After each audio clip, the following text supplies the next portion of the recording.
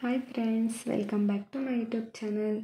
ಇವತ್ತಿನ ರೆಸಿಪಿ ಬಂದು ಕುಂಬಳಕಾಯಿ ಗಿಣ್ಣು ಮಾಡೋದು ಹೇಗೆ ಅಂತ ನೋಡೋಣ ಬನ್ನಿ.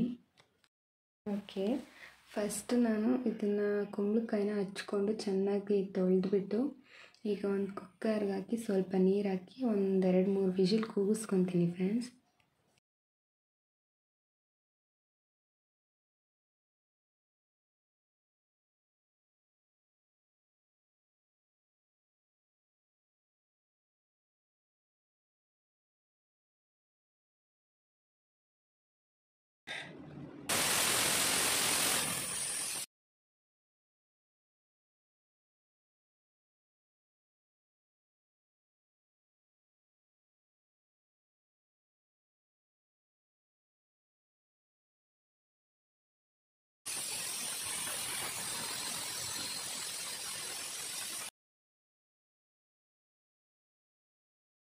ಓಕೆ, ಕೂಗಿಸ್ಕೊಂಡಾದ್ಮೇಲೆ ಇದನ್ನು ಒಂದು ತಪ್ಪಲೆಗೆ ಹಾಕ್ಕೊತೀನಿ.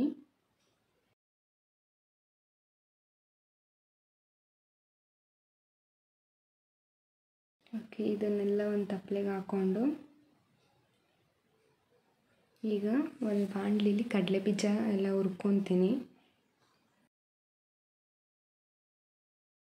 ಕಡಲೆ ಬೀಜ ಎಲ್ಲ ಸ್ವಲ್ಪ ಚೆನ್ನಾಗಿ ಹುರ್ಕೊಂಡು ಅದನ್ನು ಸಿಪ್ಪೆ ಎಲ್ಲ ತೆಗೆದ್ಬಿಟ್ಟು ಮಡಿಕೊಬೇಕು. ಮತ್ತು ಅದೇ ಬಾಣಲಿಲಿ ಸಣ್ಣ ರವೆ ಹಾಕ್ಕೊಂಡು ಹುರ್ಕೋಬೇಕು. ರವೆನ ಚೆನ್ನಾಗಿ ಹುರ್ಕೋಬೇಕು.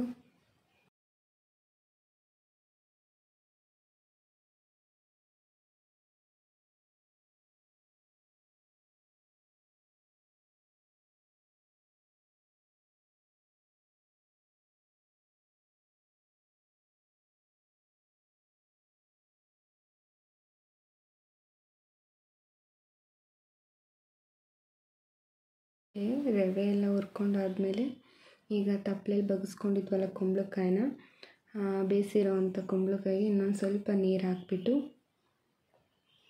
ಅದಕ್ಕೆ ಏಲಕ್ಕಿ ಪೌಡರ್ ಹಾಕ್ತಾಯಿದ್ದೀನಿ.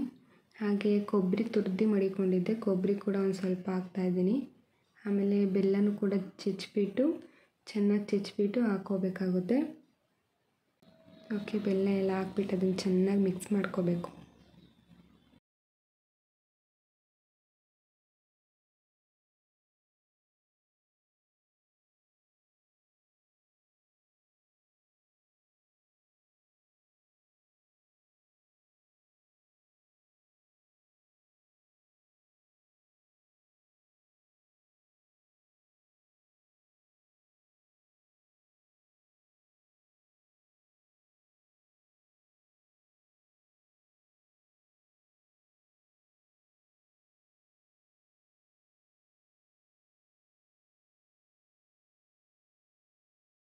ಓಕೆ, ಈಗ ಅದನ್ನೆಲ್ಲ ಮಿಕ್ಸ್ ಮಾಡ್ಕೊಂಡ್ಮೇಲೆ ಕಡಲೆ ಕೂಡ ಸ್ವಲ್ಪ ತರ್ತರಿಯಾಗಿ ಚೆಚ್ಕೊಂಡ್ಬಿಟ್ಟು ಆಮೇಲೆ ಕಡಲೆ ಬೀಜನೂ ಅದನ್ನು ಸ್ವಲ್ಪ ಪುಡಿ ಮಾಡಿಕೊಂಡು ಕಡಲೆ ಬೀಜ ಎರಡೂ ಹಾಕಿ ಚೆನ್ನಾಗಿ ಮಿಕ್ಸ್ ಮಾಡ್ಕೋಬೇಕು.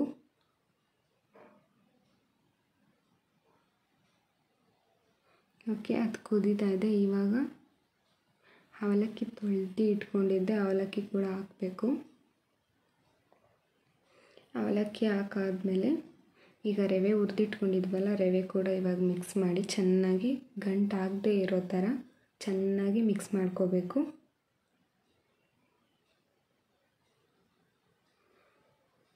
ಓಕೆ, ಇದೇ ಥರ ಚೆನ್ನಾಗಿ ಮಿಕ್ಸ್ ಮಾಡಿ ಸ್ವಲ್ಪ ಬೇಯಿಸ್ಕೋಬೇಕಾಗುತ್ತೆ.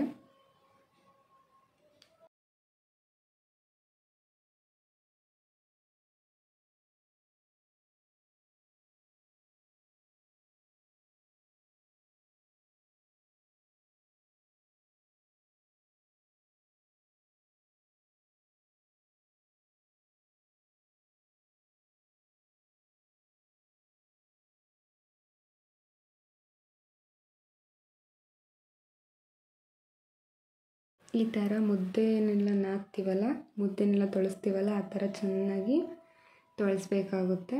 ಇದನ್ನು ಮಿಕ್ಸ್ ಮಾಡ್ಕೋಬೇಕಾಗುತ್ತೆ.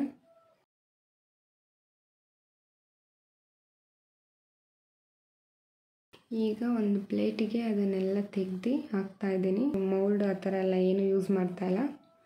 ಒಂದು ಪ್ಲೇಟಿಗೆ ಎಲ್ಲ ತೆಗೆದು ಹಾಕೋತಾ ಇದ್ದೀನಿ.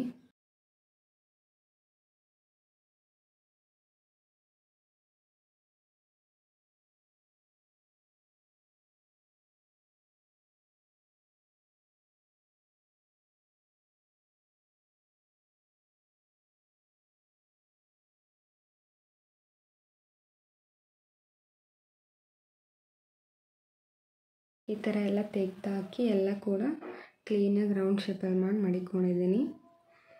ಓಕೆ, ಇದನ್ನು ನಿಮಗೆ ಯಾವ ಸೈಜ್ ಬೇಕೋ ಆ ಸೈಜಲ್ಲಿ ಪೀಸ್ ಮಾಡ್ಕೋಬೋದು ಈ ಥರ.